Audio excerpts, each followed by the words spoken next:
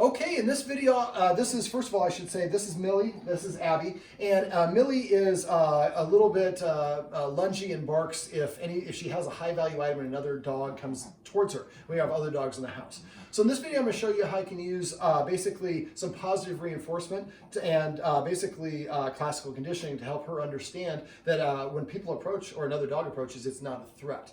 Now, a couple quick things.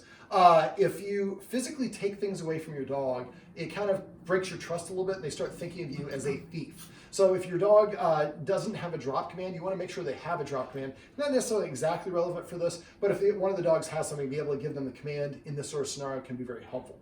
Not in this scenario, but with this sort of problem.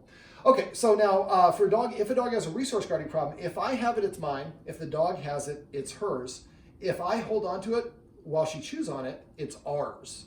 Before, Taylor had her on her lap, and we gave her a bully stick, and she started growling at Taylor while she was on Taylor's lap. So you see it here now, we have no growling. Now, for the record, and that's Marty. Pretty good looking cat, huh? And for the record, she is deaf. And she might be going blind in this eye. You can see it's a little bit, is it this one or that blue one? The blue one. So basically, what I want to do is I want to hold on to it so that she's not growling at me, so I can talk to you about this first part. So when a dog has a growl, we should never ever correct or punish a dog for growling. The dog is communicating it's uncomfortable or disagrees. If you correct it, it will very often learn just to skip the warning and go straight to a bite. All right, so what we're going to do is I've got Taylor over here with Abbie, and Taylor's going to start walking towards us. And I'm going to make sure to hold this in a way so that she's looking at Abbie. What we're looking for is for her to freeze, which of course she probably isn't going to do on camera.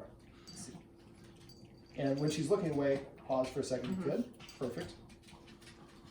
And so I'm holding it away where she's got to look at the other dog to see it. She's on a leash. She is tethered on a leash as well. We want to make sure the dog stays safe. Go ahead and come a little closer. It's like I got that little piece already. Mm-hmm. There you go. That's actually a really good sign, lying down. Go ahead and walk right in front. Okay, well, she's not going to demonstrate right now. Of course, you take your dog and car to the mechanic. That's okay, I can still explain it. So I'm going to have Taylor go over there, and Taylor's got some very high-value training treats. I'm going to kind of move myself a little bit out of the action here. And what you want to do when you have this sort of scenario is you want to recreate the scenario. Now, there was other dogs in the house, we had them away because we don't want to have any making it more challenging. What you do is the person who is the handler with the approaching dog, and you might also get a different response for different dogs. One dog I might be more willing to growl at than the other. So the idea is the handler and the helper dog walks towards, and with this dog looking in that direction, when Millie freezes, we stop and we take note of the distance between. And so Taylor's going to just go ahead and emulate and pretend it's like 2 steps. She's going to stop there. She's going to roll a treat here. We'll kind of make it a little easier. And then you're going to turn and walk away. So the first stage is to identify what distance whatever dog that is, and it's probably going to be different distances for each dog in the house. What distance you can get to with her when she freezes. The whole point of this is to not have the dog react. Once it's reacting, you push way too far, and the dog is now hysterical. So let's say that this is 5 feet. So Taylor's just going to basically approach from here, and then next time I'm going to have you go around and approach this way. So go ahead and approach this time. And then we roll the treat.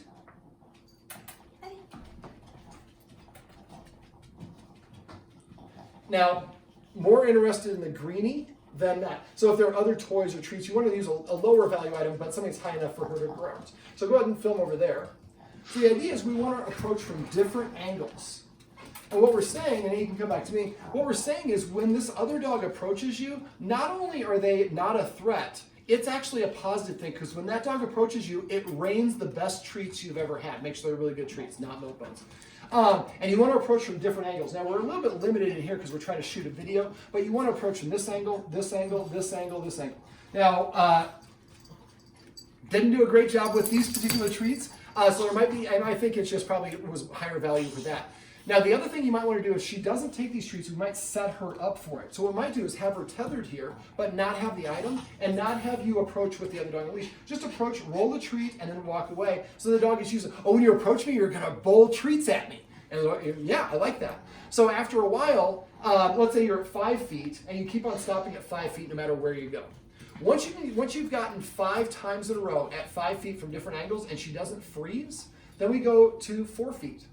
and we repeat from all the different angles. Then 3 feet. Whenever the dog freezes, it's getting ready to react. So that's our indicator that we want to stop the exercise at that point.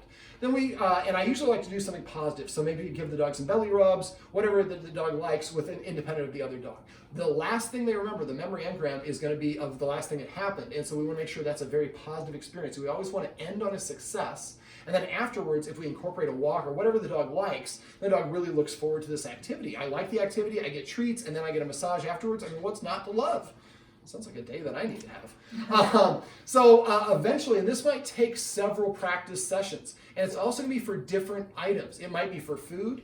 It might be for greenies like we had here, bully sticks, a certain toy. It could also be positions, being on the couch. Now, on top of a person is a little bit possessive of the person.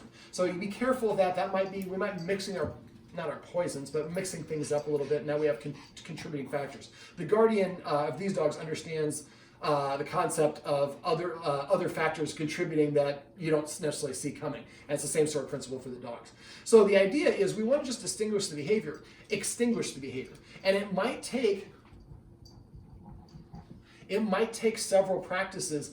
And I would do it in this room, that room, upstairs, downstairs. So the dog, because maybe the dog only guards here and doesn't guard over there. So the idea is we want to recreate it so that dog practices it, and eventually the dog starts to see another dog approaching is a good positive thing. And then we can eventually, once it's extinguished, drop the leashes and all this stuff. And then if the dog comes, and you have to be careful about throwing a treat, because sometimes that could go for it at the same time. That can backfire a little bit. But let's say the dog approaches, you don't have any treats, you can kind of just pet a little bit as that dog approaches. We want to create a pleasant, positive association. Well, this is Millie and Abigail, and that was Taylor's legs that you saw walking around. And these are some tips and tricks you can use if you have a dog that is growly or reactive when another dog approaches them when they have an object or a place.